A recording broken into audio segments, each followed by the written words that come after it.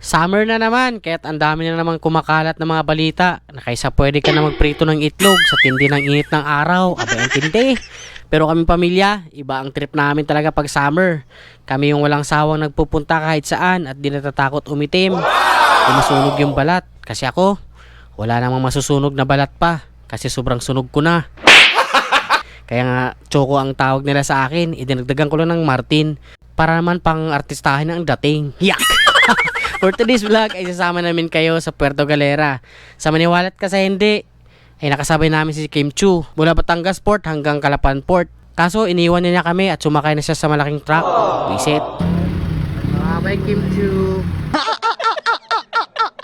Pero biro, para may idea ka lang, magkano gagasusin? 5,200 pesos ang pamasahe sa barko. Isang sasakyan, si Mrs. at dalawa kong anak. Siyempre ako, driver, libre na. Mula Calapan ay babiyahe pa ng 1 to 2 hours papuntang Puerto Galera.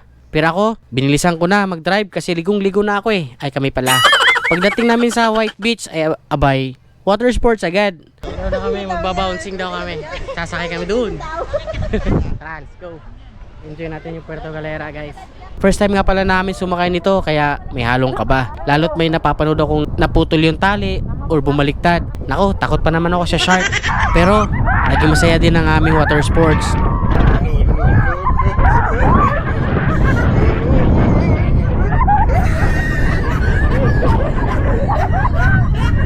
Di na kami nagtagal sa dagat kasi sobrang init talaga. Sayang yung balat ko. Yaki.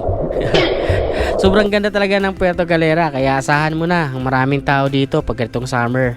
After namin mag-enjoy sa Puerto ay didiretso na kami sa resort nila Airpods sa may bayan ng Nauhan Oriental Mindoro.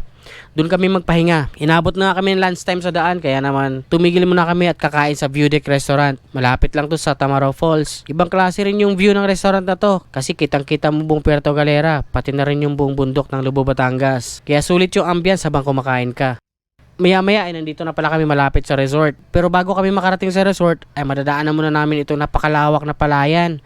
At talagang di mo maiwasan na buksan ng bintana para lang hapin yung sariwang hangin at yung amoy ng nahihinog na palay. Naalala ko tuloy ang probinsya namin sa Bohol. Kasi sa palayan din ako lumaki at batang bukid talaga ako. May nadaan nga kaming nagtitinda ng ice cream at bilang suporta sa mga ganitong kasipag na tao ay bibili kami sa kanya. Tuwang-tuwa naman si Talia at si King, pati na rin si Mrs. kasi masarap yung ice cream ni Kuya. Ice cream ng dalawa. Kano tayo? 60 oh. Keep the change. Ilang metro na lang, papasok na kami sa resort. Welcome nga pala dito sa Pearl of the Orient Resort and Farm. Open po kami dito ngayon sa summer. Kung gusto nyo mag-swimming, ay 100 pesos per head. At 600 naman yung cottage. Wala pa kaming overnight stay dito. Kasi, since ginagawa pa yung mga rooms, kaya walk-in lang. Dito kami madalas, lalo pag itong vacation. Kasi nakaka-relax talaga dito, tahimik at malayo sa ingay ng Maynila. Probinsya feels like nga talaga. Magdidilim na kaya sinimulan na namin i-set up yung aming tent. Bagong bili nga pala nito ni Mrs. sa TikTok. Kaya salamat, TikTok! Murang-mura lang to, di naman kailangan mahal. Yung abot kaya lang, importante may ganitong tent ka na matulugan sa tuwing trip mo yung mag-camping. First time nga pala namin mag-ina matulog sa tent. Kaya excited na sila matulog pero takot naman yan sila sa palaka eh. Kokak. Naku, takbuhan na yun mamaya. Siyempre di kumpleto ang camping pag walang bonfire.